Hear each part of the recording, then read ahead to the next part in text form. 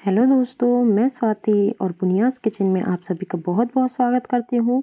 तो आज मैं आपके लिए लेकर आई हूँ एक ऐसे इंस्टेंट नमकीन की रेसिपी कि दिवाली की इस व्यस्तता में भी आप 15 से 20 मिनट में इस नमकीन को बनाकर बिल्कुल तैयार कर लेंगे। तो कैसे, चलिए देख लेते हैं। और देखने में तो आपको ये समझ में आ ही रहा होगा कि ये नमकीन कितना टेस्टी होने वाला है। तो देर किस बात की, चलिए बनाना शुरू करते हैं। इस नमकीन को बनाने के लिए आपको कुछ ख़ास तैयारी करने की ज़रूरत नहीं है। तो यहाँ पर मैंने लिया है 1 कप मक्की का पोहा और आधा कप मूंगफली दाना और आधा कप लिया है मैंने मखाना और 10 से 15 लिए है बादाम और 15 से 20 लिए है मैंने काजू और साथ ही में लिया है मैंने नारियल, जो सूखा वाला गोला आता है वही, और इसको मैंने लंबा लंबा काट लिया है। तो आप चाहें तो इन सारी चीज़ों की क्वांटिटी को घटा बढ़ा सकते हैं, अपनी पसंद से इसमें डाल सकते हैं। अगर आपको पसंद है तो आप इसमें किशमिश भी डाल सकते हैं। तो यहाँ पर मैंने लिया है कढ़ाई में 2 बड़े चम्मच तेल और तेल थोड़ा सा गर्म हो गया है। तो अब हम इसमें अपने बादाम डाल देंगे और बादाम को हमें बिल्कुल धीमी आंच पर ही फ्राई करना है ताकि बादाम अच्छे से फ्राई हो जाए अंदर तक। सारी चीज़ें जब अच्छे से फ्राई होंगी तभी लंबे समय तक टिक पाएंगी, तो आप ध्यान रखें इस बात का। तो क्रंची होने तक ही हमें इन्हें अच्छे से फ्राई करना है। बादाम चटकनी शुरू हो गई हैं, आप देख सकते हैं बादाम में क्रैक आना शुरू हो गया है। इसका मतलब हमारी बादाम बहुत ही अच्छे से फ्राई हो गई हैं। तो अब हम इन्हें निकाल लेंगे और सारी चीज़ों को आप किसी गहरे बर्तन में ही निकालें जिसमें हमें नमकीन बनाना है। तो बादाम हमारी अच्छे से फ्राई हो गई है। तो चलिए अब हम अपने काजू को भी फ्राई कर लेते हैं।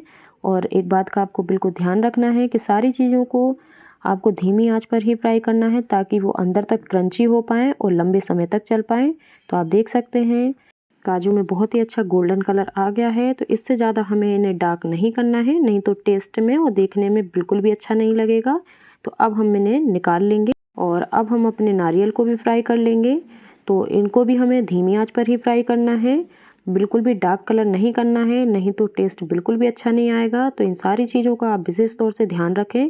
तो आप देख सकते हैं नारियल में बहुत ही अच्छा गोल्डन कलर आना शुरू हो गया है।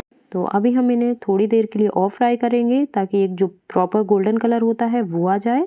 आप देख सकते हैं नारियल में बहुत ही अच्छा गोल्डन कलर आ गया है। तो अब हम इसे निकाल लेंगे।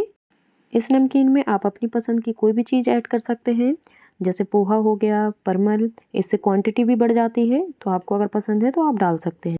तो नारियल हमारा अच्छे से फ्राई हो गया है। तो चलिए अब हम अपनी मूंगफली को भी फ्राई कर लेते हैं। तो इन्हें भी हमें बिल्कुल धीमी आंच पर ही फ्राई करना है ताकि ये बहुत ही अच्छे से फ्राई हो जाए और मूंगफली हमारी जले नहीं, इस बात का आप ध्यान रखें क्योंकि नमकीन की जान ही मूंगफली होती है। तो आप देख सकते हैं मूंगफली चटकनी शुरू हो गई है। तो अभी हम थोड़ी देर के लिए इसे और फ्राई करेंगे। तो हमारी मूंगफली बहुत ही अच्छे से फ्राई हो गई है, आप देख सकते हैं प्रॉपर चटक भी गई है और छिलका भी हल्का सा उसने छोड़ दिया है। तो इसका मतलब हमारी मूंगफली अच्छे से फ्राई हो गई है। तो अब हम इसे निकाल लेंगे।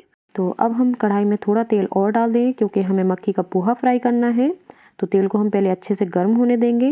तेल अच्छे से गर्म हो गया है। तो चलिए अब हम अपने मक्की के पोहे को भी फ्राई कर लेते हैं। तो हमें इसे बिल्कुल हाई फ्लेम पर फ्राई करना है और आप थोड़ा थोड़ा करके ही डालें। अगर आप ज़्यादा भर के डाल देंगे तो ये अच्छे से फ्राई नहीं हो पाएगा। तो आप इस बात का ध्यान रखें और बिल्कुल चलाते हुए फ्राई करें। तो आप देख सकते हैं ये बहुत ही अच्छे से फ्राई हो गया है। तो चलिए अब हम इसे निकाल लेते हैं और इस पोहे को भी हम सारी चीज़ों के साथ ही डाल देंगे और सारा पोहा हम इसी तरीके से फ्राई कर लेंगे। बस आपको ध्यान ये रखना है कि आपको इसको धीमी आंच पर फ्राई नहीं करना है, नहीं तो हमारा पोहा बहुत ही ज़्यादा तेल सोख कर लेगा। तो यहाँ पे मैंने सारा पोहा फ्राई कर लिया है। तो अब जो कढ़ाई में तेल बचा है इसे हम पूरा निकाल देंगे। तो अब हमें सेकना है मखाने। तो इसमें मैंने अभी तेल नहीं लिया है क्योंकि कढ़ाई में बहुत सारा तेल लगा है। अगर आपको लगता है तो आप इसमें 2 से 3 छोटे चम्मच तेल डाल सकते हैं क्योंकि मखानों का अच्छे से सेकना बहुत ज़्यादा ज़रूरी है, नहीं तो मखाने सॉफ्ट हो जाएंगे जो खाने में बिल्कुल भी अच्छे नहीं लगेंगे। मखाने भी हमारे अच्छे से सिक गए हैं। तो आप इस तरीके से इनको चेक कर सकते हैं। आप एक मखाना लें और इस तरीके से तोड़ के देखें। और मखानों को कभी भी फ्राई नहीं करना है क्योंकि ये बहुत ज़्यादा तेल सोख करते हैं। हमारे मखाने बहुत ही अच्छे से सिक गए हैं। तो अब हम इन्हें बाहर निकाल लेंगे। तो अब हम इसी कढ़ाई में डालेंगे 1 छोटा चम्मच तेल। ज़्यादा तेल की ज़रूरत नहीं है क्योंकि इसमें हमें केवल मसाले ही सेकने हैं। तेल को थोड़ा गर्म होने देते हैं। तो यहाँ पर तेल अच्छे से गर्म हो गया है। तो मैं यहाँ पर ले रही हूँ 1 छोटा चम्मच खड़ा धनिया और 1 छोटा चम्मच सौंफ। तो दोनों ही चीज़ों को हम अच्छे से सेक लेंगे और सारा प्रोसेस हमें बिल्कुल धीमी आंच पर ही करना है। हमें इनका कलर चेंज नहीं करना है। तो इस बात का आप ध्यान रखें, बस हमें इनको अच्छे से सेकना है।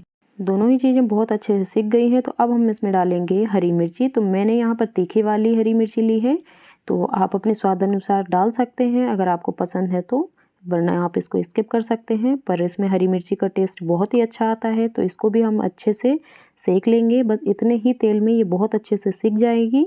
तो हमारी मिर्ची अच्छे से सिक गई है। तो अब मैं यहाँ पर डाल रही हूँ 15 से 20 मैंने लिए हैं मीठी नीम के पत्ते, यानी जिसको कड़ी पत्ता भी बोलते हैं। तो इसको मैंने थोड़ा काट लिया है मोटा मोटा, और इसको अब हम अच्छे से सेक लेंगे। सेकने के बाद हरी मिर्ची और करी पत्ता बहुत ही ज़्यादा क्रंची हो जाता है।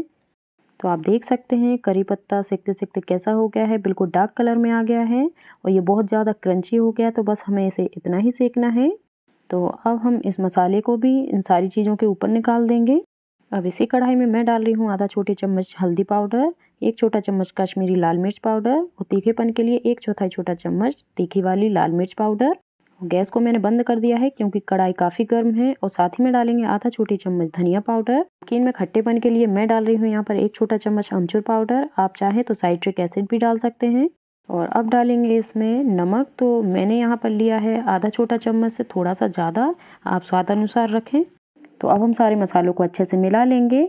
और कढ़ाई गर्म है इसलिए ये अच्छे से सिक भी जाएंगे। अगर आपकी कढ़ाई ठंडी हो गई है तो आप आधे मिनट के लिए कढ़ाई को थोड़ा सा गर्म कर लें और उस पर अच्छे से सेक लें ताकि मसालों का कच्चापन चला जाए। मसालों को सिर्फ हमें 30 से 40 सेकंड के लिए ही सेकना है, मैं इन्हें जलाना नहीं है। तो इस बात का आप ध्यान रखें। तो हमारे मसाले बहुत ही अच्छे से सिक गए हैं। तो इस मसाले को अब हम अपनी बाकी की सारी चीज़ों पर डाल देंगे जो हमने फ्राई करके रखी थी। क्योंकि ये भी गर्म है सारी चीज़ें, तो मसाला बहुत ही अच्छे से कोट हो जाएगा सारी चीज़ों पर। और अब मैं इसमें डाल रही हूँ टेस्ट के लिए शक्कर का पाउडर, और इससे बहुत ही अच्छा टेस्ट आएगा, खट्टा मीठा फ्लेवर आएगा। तो 3 से 4 चम्मच भर के हम इसमें डाल देंगे। और अब हम सारी चीज़ों को अच्छे से मिला लेंगे ताकि मसाला सब जगह एक जैसा हो जाए। आप सारी चीज़ों को हाथों से 5 से 6 मिनट के लिए अच्छे से मिलाएं ताकि सारे मसाले हर एक चीज़ पर अच्छे से कोट हो जाएं। तो लीजिए नमकीन बनकर बिल्कुल तैयार है। अब आप भी इस दिवाली इस नमकीन को ज़रूर बनाएं। और रेसिपी आपको कैसी लगी मुझे कमेंट्स करके ज़रूर बताएं। और अगर आपने अभी तक मेरे चैनल को सब्सक्राइब नहीं किया तो प्लीज़ मेरे चैनल को सब्सक्राइब करें। तो मिलते हैं और ऐसी ही इंस्टेंट रेसिपी के साथ। Thank you.